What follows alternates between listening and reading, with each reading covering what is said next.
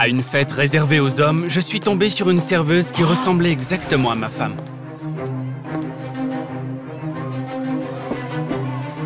As-tu été un bon garçon?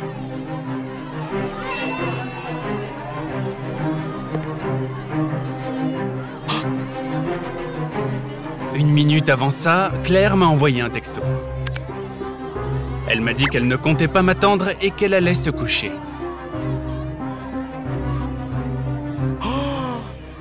Il n'y avait pas d'alliance à l'annulaire de la serveuse. Mais quand mon patron lui a demandé son nom, elle a répondu qu'elle s'appelait Claire. Tout comme ma femme.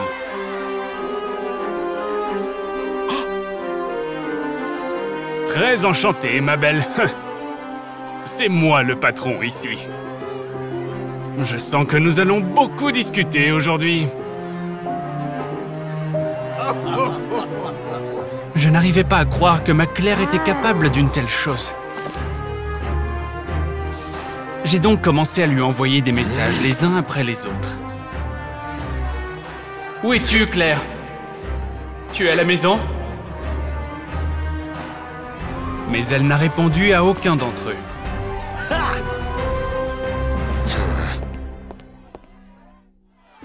Je suis donc allé dans un endroit calme pour l'appeler. Mais mon patron m'a interrompu en me suggérant un pari dégoûtant. Je parie 100 $ que notre intello de Bruce parviendra à prendre le numéro de téléphone de cette nana. Le patron n'a accepté aucune excuse et m'a menacé de me priver de primes et de perspectives de carrière. J'ai fait semblant de bien vouloir accepter le défi. Mais à une condition. Je vais aux toilettes pour m'asperger de parfum aux phéromones. Pour qu'elle n'ait aucune chance de résister. En fait, il fallait que je sache si ma femme était à la maison. J'ai commencé à l'appeler sur FaceTime. Claire parlait d'une voix endormie et ne s'est pas empressée d'allumer la caméra. Montre-moi ton visage. Je veux t'embrasser au moins à travers l'écran. Quand elle a allumé la caméra, j'ai eu l'impression qu'on m'enlevait un poids des épaules. Claire était confortablement allongée sur son oreiller, dans l'obscurité la plus totale. Ton entraînement se terminera quand? Tu me manques tellement. J'ai décidé que j'allais rentrer chez moi immédiatement après avoir gagné le pari stupide de mon patron. Mais quand je suis sorti dans le hall, je n'ai pas trouvé la serveuse.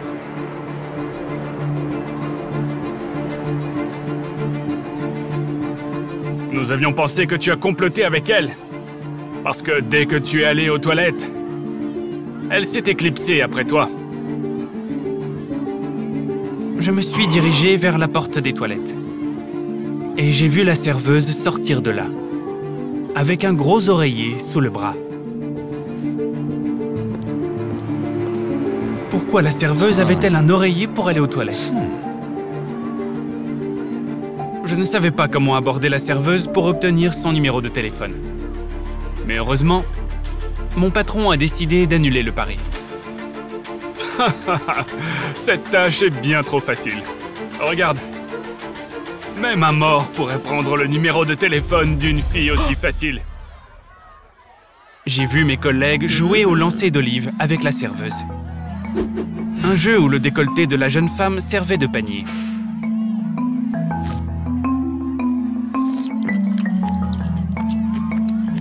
Après l'avoir vue, je me suis rendu compte que ce n'était pas Claire. Ma modeste épouse ne ferait jamais une chose pareille. Cette nana est vraiment prête à tout. Alors, ne rate pas l'occasion. Il m'a conduit à l'entrée du lieu de rendez-vous en tête-à-tête.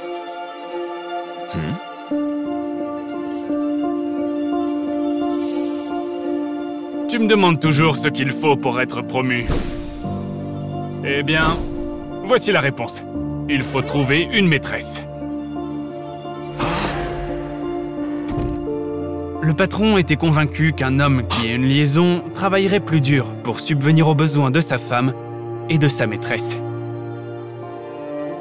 Et quand l'employé travaille plus, il me rapporte plus de bénéfices. Tout le monde y gagne. Je lui ai dit que j'étais suffisamment motivé par ma femme et que je n'allais pas la tromper. Mais mon patron n'a pas voulu m'écouter. Oublie donc ta femme pour ce soir et parle à la serveuse.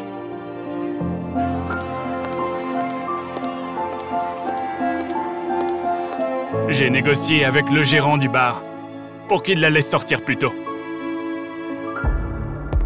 J'étais sûr que la serveuse n'était pas ma Claire. Elle n'aurait jamais accepté une telle proposition. Mais quand j'ai vu l'alliance sur une pile de ses effets personnels, j'ai commencé à douter. C'est pourquoi j'ai décidé de vérifier si c'était clair. Je lui ai demandé de prendre un selfie, avec l'horloge de notre maison, en arrière-plan. En attendant sa réponse, j'ai entendu une voix de femme venant du couloir. Pour qui me prenez-vous? Je n'ai pas donné mon accord. Tu n'as pas le choix. J'ai donné de l'argent à ton patron.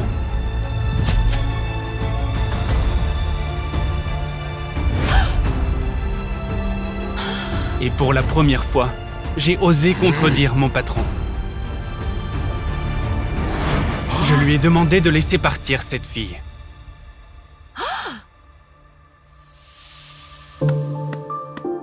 Avec une attitude comme la tienne, la seule chose sur laquelle tu peux compter, c'est le nettoyage des toilettes. Ces mots m'ont fait mal, car j'étais en train de rembourser l'hypothèque. Mais la serveuse m'a calmé, en disant une phrase que ma femme me répétait toujours. Ne t'inquiète pas, tu ne peux pas gagner tout l'argent du monde. L'essentiel est de rester humain. La fille a enlevé son masque. C'était ma Claire.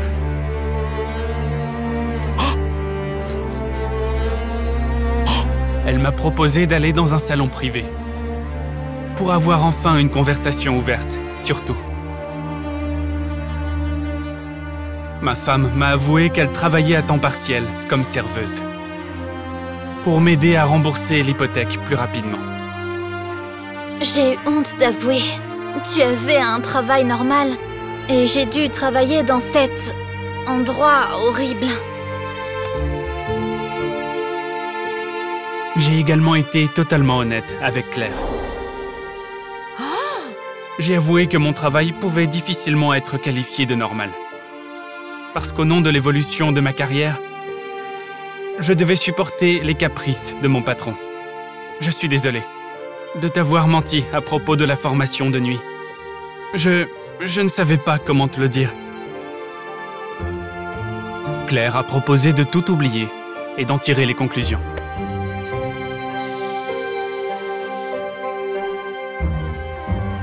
Bruce, je n'ai encore autorisé personne à quitter cette fête. Tu vois, tu ne réussiras jamais. Aussi longtemps que tu seras un mari aussi collet monté. J'ai dit à mon patron qu'il pouvait me licencier. Parce que j'ai fermement décidé de ne pas laisser les autres me maltraiter. Et de ne plus jamais cacher la vérité à ma femme.